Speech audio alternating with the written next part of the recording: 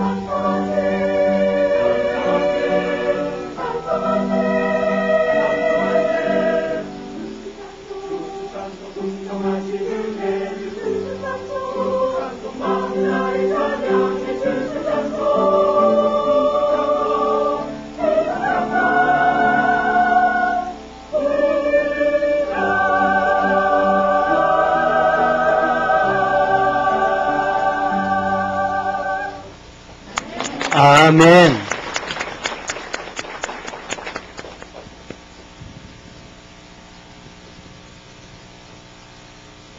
오늘의 말씀입니다. 시편 65편 1절에서 13절입니다. 다 함께 읽겠습니다. 하나님이여 찬송이 시온에서 주를 기다리오며 사람이 서원을 주께 이행하리이다. 기도를 들으시는 주여 모든 육체가 주께 나아오리이다. 죄악이 나를 이겼사오니 우리의 허물을 주께서 사하시리이다. 주께서 택하시고 가까이 오게 하사 주의 뜰에 살게 하신 사람은 복이 있나이다. 우리가 주의 집 곧 주의 성전의 아름다움으로 만족하리이다.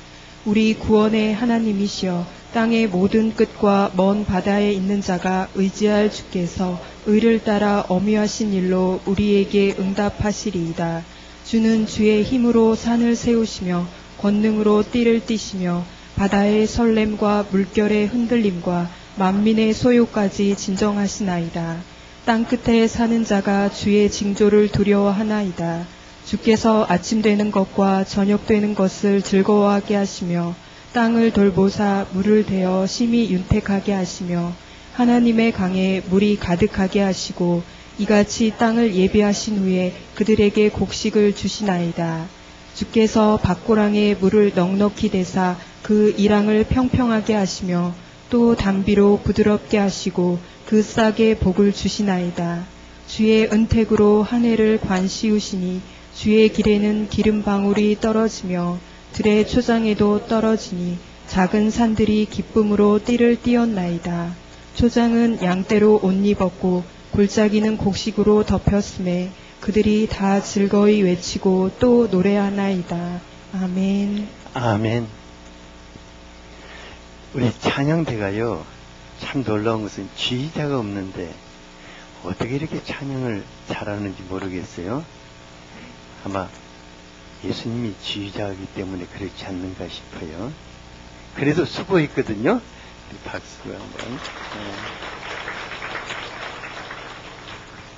그리고 오늘 추수감사주의를 마을과 함께 또 부모님들과 함께 같이 드리고자 되어서 감사를 드립니다. 모든 분들께 감사의 박수를 한번 드릴게요.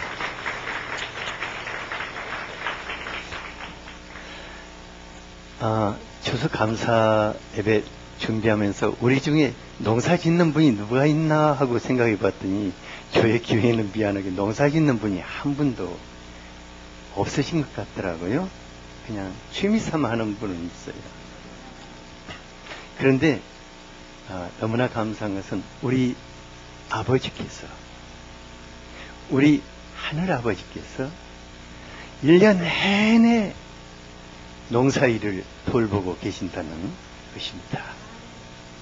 그리고 우리 마을에 이제 땀 흘려 농사 짓는 분들을 대신해서 우리가 하나님께 감사의 제사를 드리고자 합니다. 뿐만 아니라 1년 내내 하루 세끼 여러분들의 밥상에 풍성한 음식을 공급하신 하나님을 생각하며 감사의 예배를 드리고자 합니다. 금년 한 해 되돌아보니까 참 심각한 일들이 많았어요.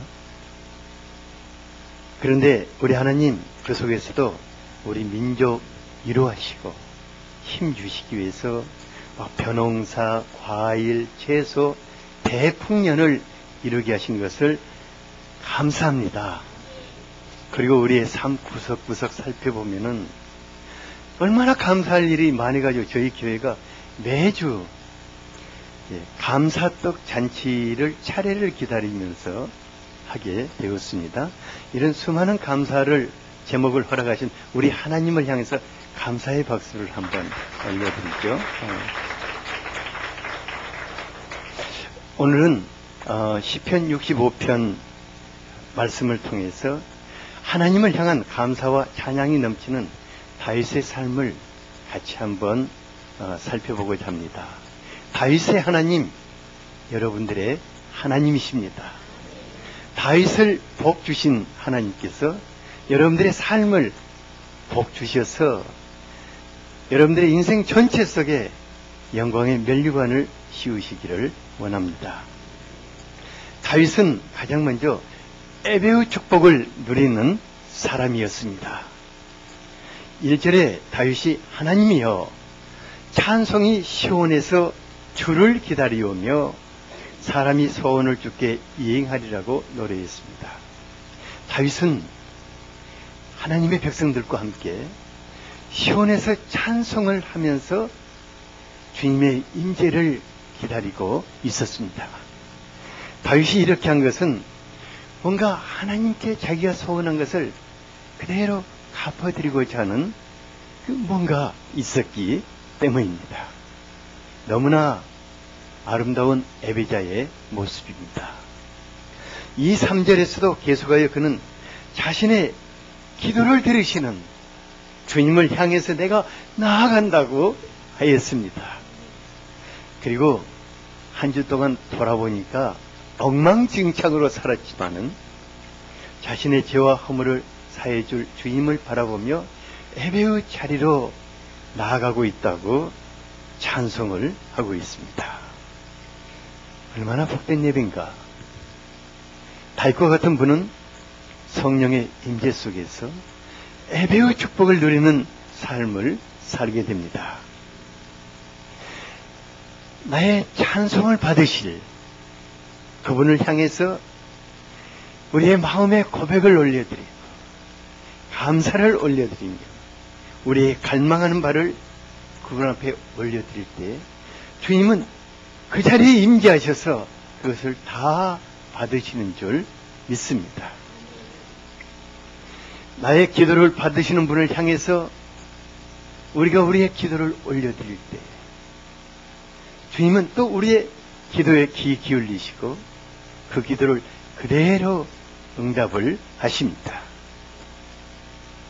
다윗은 4절에서 에베자의 행복을 다시 한번 노래합니다. 같이 한번 읽어보죠. 시작. 주께서 택하시고 가까이 오게 하사 주의 뜰에 살게 하신 사람은 복이 있나이다. 우리가 주의 집 곧 주의 성전의 아름다움으로 만족하리이다. 주님이 택하시고 가까이 오게 하는 자들이 누구입니까? 여러분들 아닙니까? 여러분들은 복된 사람들입니다. 왜? 주님이 항상 가까이 있어 주의 뜰에 거하며 주님과 더불어서 살게 하시기 때문입니다. 저는 우리 교회 성도님들이 주님의 품에서 항상 정말 즐겁고 행복한 예배가 되기를 기도하고 있어요. 그리고 교회가 여러분들의 뜰이 되어서 어린아이부터 시작해서 저 작년에 이르기까지 주님으로 인해서 즐거워하고 기뻐하고 그런 행복한 동산이 되기를 갈망하고 있습니다. 그런 성도, 그런 교회가 될 수 있기를 항상 기도할 수 있게 되기를 바랍니다.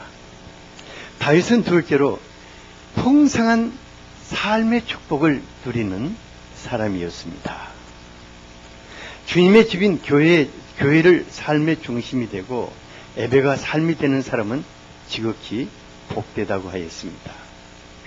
왜냐하면 시편 107편 20절 21절에 보면 그가 그의 말씀을 그들에게 보내신다고 하였습니다. 그리고 그 말씀으로 치료하시고 위험한 지경에서 건지시며 모든 기적을 행하신다고 하였습니다.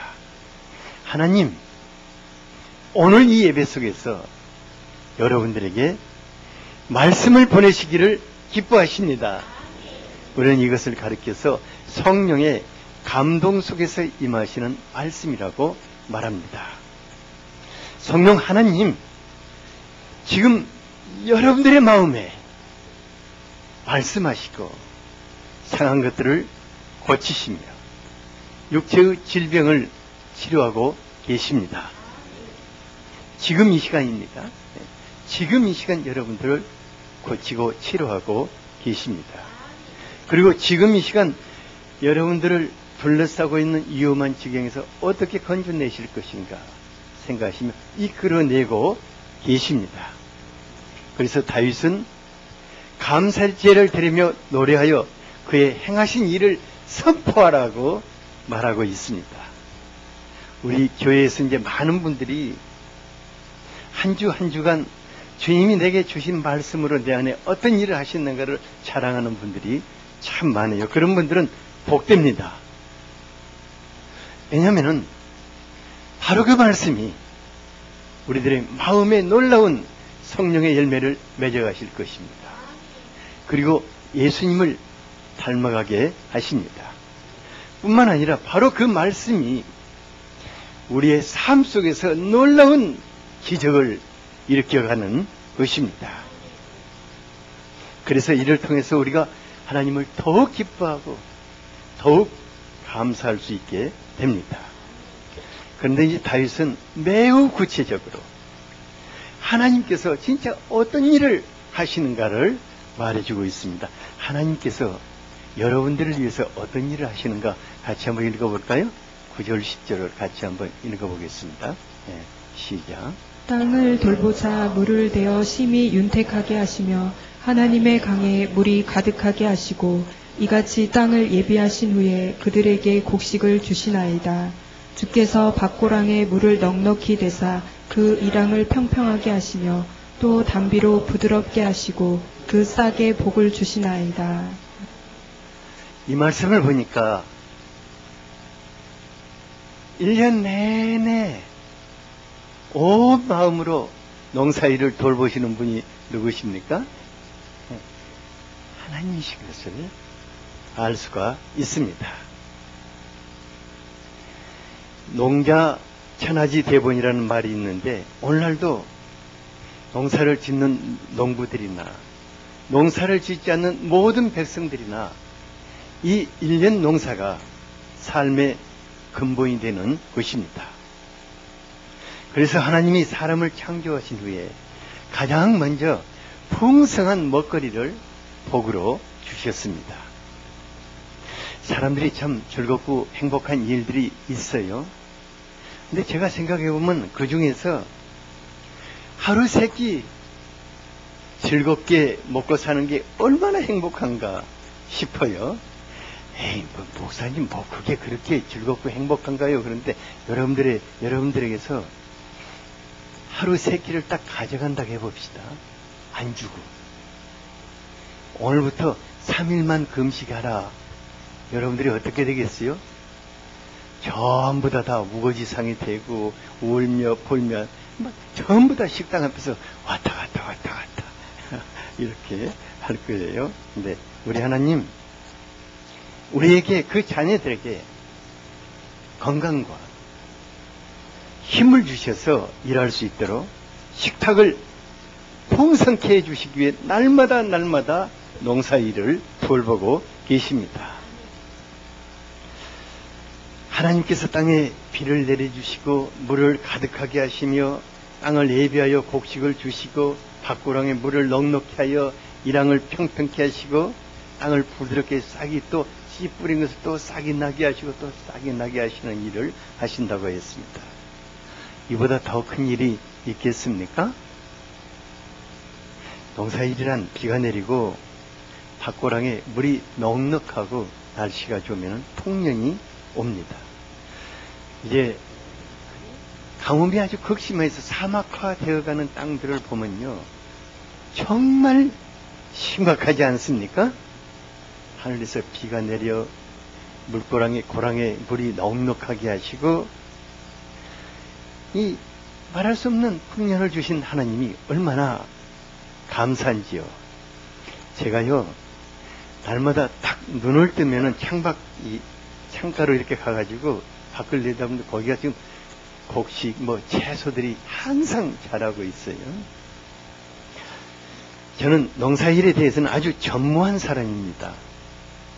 그런데 농사일을 돌보시는 하나님의 마음을 제가 느껴요. 왜냐하면 가뭄에서 이게 농작물들이 말라지고 또 태풍이 와서 쓸어버릴 쯤 되면은 잠을 재우지 않고 기도하게 하셔요. 하나님의 마음으로 간절하게 기도하게 하셔요. 이제 여러분들이 뭐 인정하든 안 하든 상관없고, 저도 날마다 하나님과 함께 농사일을 돌보고 있는 사람 중에 하나입니다. 인정 안 해줘도 돼요. 그래서 항상 제가 그래요. 이고을 농사는 하나님 당신하고 내가 책임집시다. 하지만 우리가 땀 흘려 농사를 지은 농부들에게 정말 또 감사를 해야 할 것입니다. 그래서 돈 주고 마켓에서 이렇게 농산물을 사다 먹이기 때문에 농부들과 직접 관계가 없게 느껴지는데, 실은 이분들의 땀 흘려 수고하지 않은 것이라면 우리가 먹을 것이 없습니다. 어떤 분들 도시에서 일하다가 힘들면 나 시골에 내려가서 농사 질란다고 하는데, 그건 천부당 만부당한 말이에요. 도시에서 못 사는 사람이 어떻게 농촌에 와서 농사를 짓니까? 들어오자마자 뭐 허리 부러지고 다리 부러지고 아무것도 못해요. 이제 특히 올해는 모든 농작물이 풍작을 이루어서 이게 또 걱정이에요. 뭐 포도, 사과, 귤, 감, 뭐 양파, 고구마 할 것 없이 전부 다 그냥 가격이 폭락해가지고 농민들이 수확을 포기한다는 말들을 듣게 됐어요. 이때 우리가 뭘 해야 할 것인가 생각해 보면 좋겠어요. 제발 물건 사면서, 농산물 사면서 깎으려고 생각하지 말기 바랍니다. 그리고 적극적으로 사주기 바랍니다. 이런 때요, 1년에 감 몇 박스 먹었다면 이럴 때 2배 먹읍시다. 김치도 2배 먹읍시다. 밥도 많이 먹읍시다. 그래서 교회에서 이번 여름에도 막 수박 안 팔린다고 해서 또 가져라 해서 또 팔아주고, 뭐 이제 심심케 막 과일들 가져와서 또 팔아주고, 뭐 고구마도 가져와서 팔아주고, 고추도 팔아주고, 막 이렇게 하고 있잖아요. 그래서 열심히 그렇게 팔아줄 수 있게 되기를 바랍니다. 그래서 어떤 분들이 교회에 뭘 부탁하면 여러분들이 깎지 말고 살기를 바랍니다. 아니, 내가 지금 저기 대화마트에 가보니까 저기 한 단에 1,200원인데 여기서도 1,200원이잖아. 그렇게 하지 말고 1,500원 주세요. 사줍시다. 옆 사람에게 열심히 사줍시다.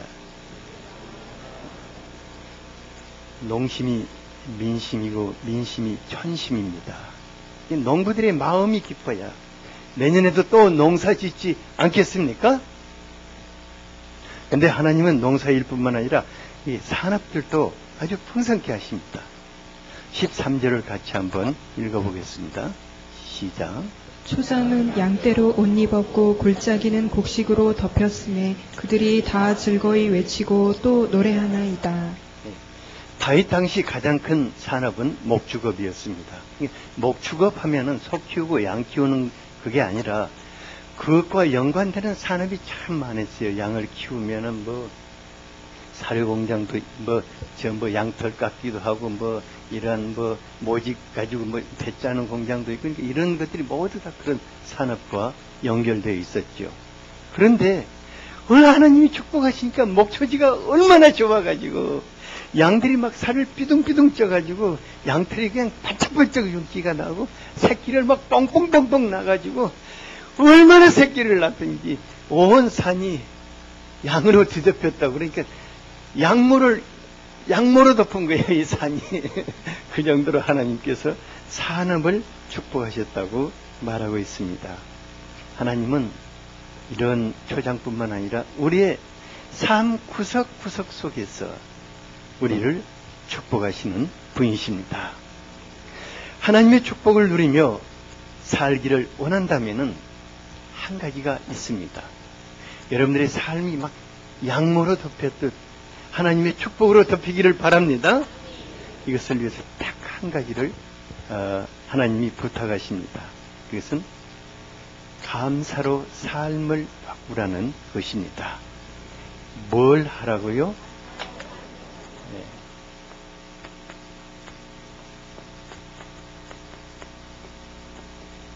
감사로 삶을 바꾸라는 것입니다. 11절을 같이 한번 읽어보겠습니다. 시작.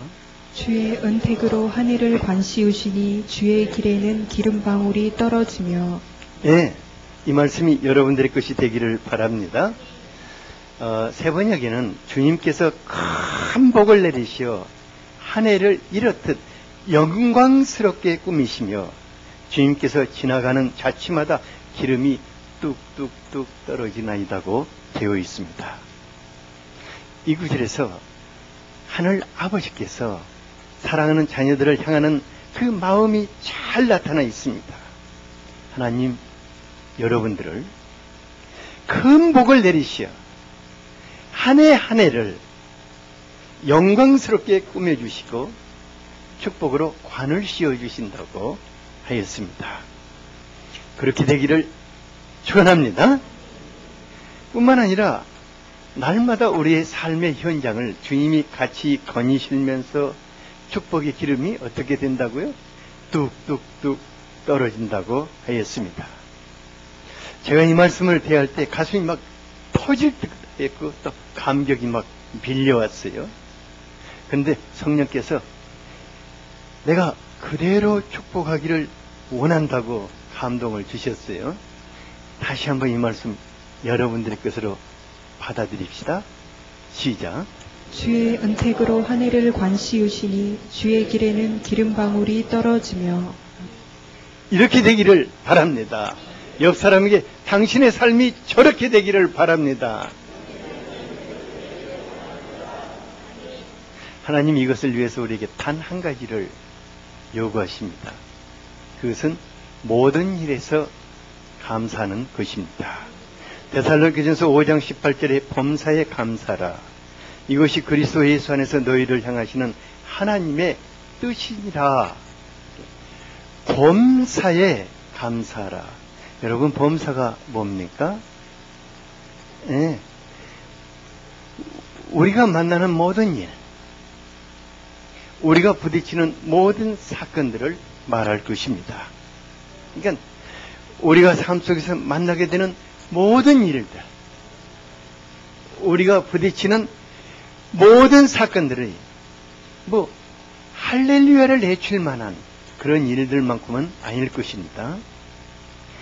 어떨 때는 막 마음 아프고 힘들고 삶을 압박하고 삶을 흔들어 버리기도 할 것입니다. 그래서 어떨 때는 하루하루 순간순간들이 막 하나님 뭐 하시는가 하는 불신도 생기고 원망도 생기고 분노도 생기고 막 좌절과 혼돈에 빠져들기도 할 것입니다. 하나님을 의지하고 하나님을 기대하면서 살지나 않는다면은 모르는데 왜 이러는가 혼란스럽기도 하고 거기다 또 범사에 감사라니까 분통도 터지고 하나님 왜 이렇게 모든 일 속에서 감사하라고 하실까? 그것을 또 그리스도 안에서 너희를 향한 하나님의 뜻이라고 했을까? 이것은 감사가 상황을 바꿔놓기 때문입니다. 감사가 뭘 한다고요? 예, 지금의 상황을 바꿔버리기 때문입니다. 이 사실을 마음에 담고 산다면 너무나 축복될 것입니다. 그러니까 지금 우리 앞에 지금 내가 부딪혀 있는 여러 가지 일이나 사건들 앞에서 감사하게 될 때 하나님이 그 일 속으로 개입하게 되는 것입니다. 그리고 그것을 지나십니다. 놀라운 일을 행하시는 것입니다. 그래서 시편 50편 23절에 보면 감사로 제사를 드리는 자가 나를 영화롭게 한다고 하였습니다. 그리고 하나님의 구원을 보리라고 하였습니다. 어려움 앞에서 감사할 때 하나님께서 우리를 구원하시기 위해서 그곳에 임재하시며 그 영광을 나타내시는 것입니다. 어떤 분이요 저에게 목사님 항상 즐겁고 행복한 일 많아서 좋겠다고 해요. 아마 저를 보니까 항상 즐겁고 행복한 일이 많게 보이는 것 같아요. 그래서 내가 웃으면서 맞아 그렇지 않나 감사하다고 그랬는데 실은요 여러분, 가지 많은 나무가 바람 잘 날 있습니까? 제가요, 가지가 많아요. 저에게 달라붙어 있는 가지가 얼마나 많은지 몰라요. 그러니까 이게 좀 잠잠하면 이쪽에서 난리치고, 이쪽에서 잠잠하면 또 저기서 난리치고, 그러니까 하루만 수십 번 천둥 번개 치는 거예요. 그래서 제가 밤에 저녁에 전화가 오면은 갑자기 막 긴장을 하고 심장이 쪼여와요. 누가 또 돌아가셨나, 누가 또 입원을 했나, 뭐 했나 하고 이제, 그래요. 근데 하지만 제가 다른 사람들과 다른 한 가지가 있어요. 그것은 뭐냐면은 정말 어려운 상황들을 순간적으로 즐겁고 행복하게 바꿔놓는 비밀을 알고 있어요. 근데 특별한 거 아닙니다. 이거 오늘 제가 여러분들이 가르쳐 드릴게요. 아주 단순한 것입니다. 저는 어려운 상황이 누가 무슨 우리 진주가 갑자기 목사님 내가 지금 다리가 부러졌어요 하고 이제 교통 예배 드리려고 오다가 어떻게 됐어요 하고 전화가 왔다 갑시다. 바로 그 순간에 하나님 우리 진주가 지금 교통사고가 난 것을 감사합니다. 그리고 이것으로 인해서 하나님이 영광을 받으실 것을 기대합니다. 이렇게 선포를 하는 거예요. 누가 또 집이 당장에 부도가 나서 막 어렵다고 하면은 또 그것을 하나님 그 양반이 부도가 난 것을 감사합니다. 그러나 그것을 통해서 하나님의 영광을 기대합니다 하고 기도하는 거예요. 그런데 이렇게 해도요, 마음은 어때요? 마음은 불안하고 또 별의별 생각이 막 들어오는 거예요. 그러면 그때 제가 무섭게 이것을 밀어내버리되 어떻게 밀어내냐면 감사를 하는 거예요. 하나님 정말 감사합니다. 하나님의 영광을 보기를 원합니다. 당신 이 일 속에 개입하십시오 하고 간절하게 기도하면서 언제까지 기도하냐면은 그분이 제 마음속에 즐겁고 행복한 마음을 주시기까지 기도해요. 놀라운 것은 성령께서 제 마음속에 즐겁고 행복한 마음을 주시면은 바로 그 일 속에 개입하십니다. 그리고 상황을 완전히 바꿔버리는 것을 보게 됩니다. 어떻게 그 놀라운 일을 하는가? 시편 136편 4절을 같이 한번 읽어보죠. 네, 시작. 홀로 큰 기이한 일들을 행하시는 이에게 감사하라. 그 인자하심이 영원함이로다. 예. 우리 하나님 감사하고 하나님의 영광을 보기를 갈망하는 자에게 그곳에 임재하셔서 홀로 기이한 일을 행하신다고 하였습니다. 그래서 하나님을 기대하며 감사라고 하는 것입니다. 시련 속에서 감사하는 사람은 하나님이 그 상황을 바꿔버리는 놀라운 기적을 보게 될 것입니다. 도저히 감사할 수 없는 가운데 감사하는 사람은 하나님의 영광을 보게 될 것입니다. 우리가 삶 속에서 적극적으로 감사해야 할 이유가 한 가지 또 있습니다.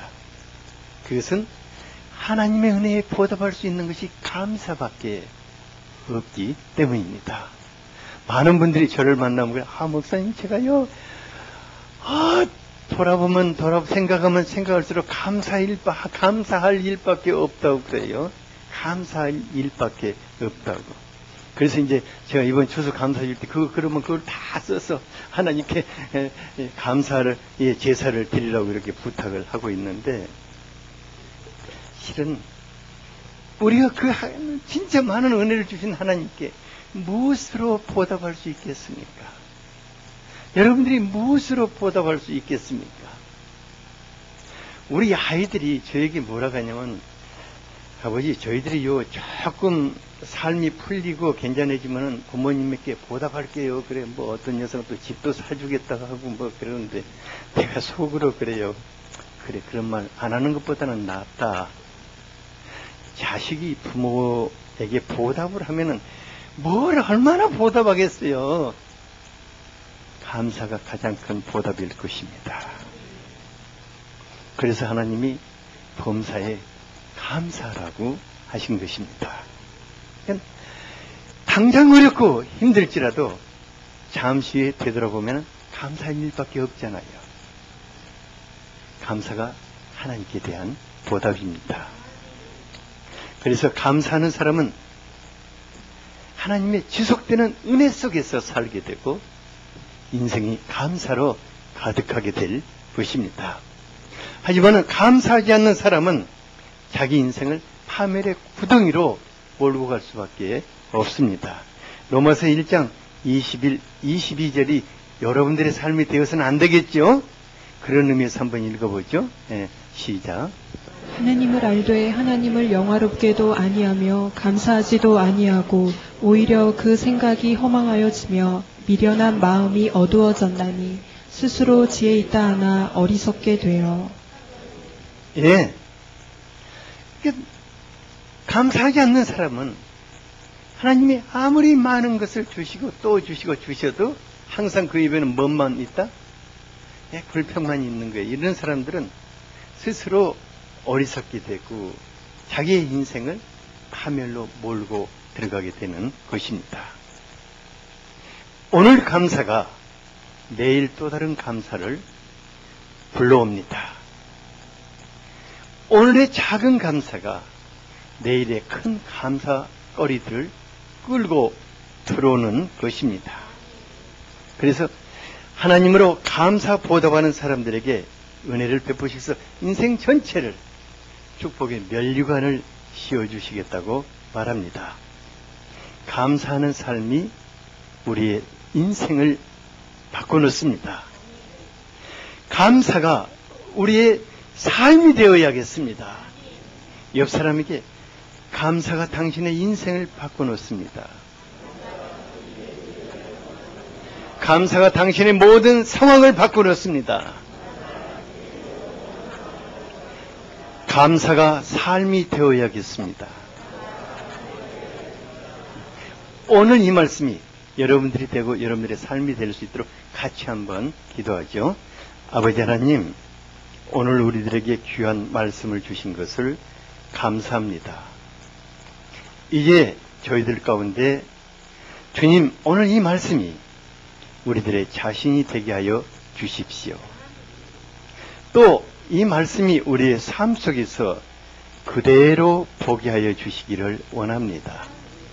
1년 내내 감사하며 살게 하여 주시고, 특히 땀 흘려 농사를 짓는 많은 농민들에게 하나님 위로하여 주시며 우리는 감사할 수 있기를 원합니다.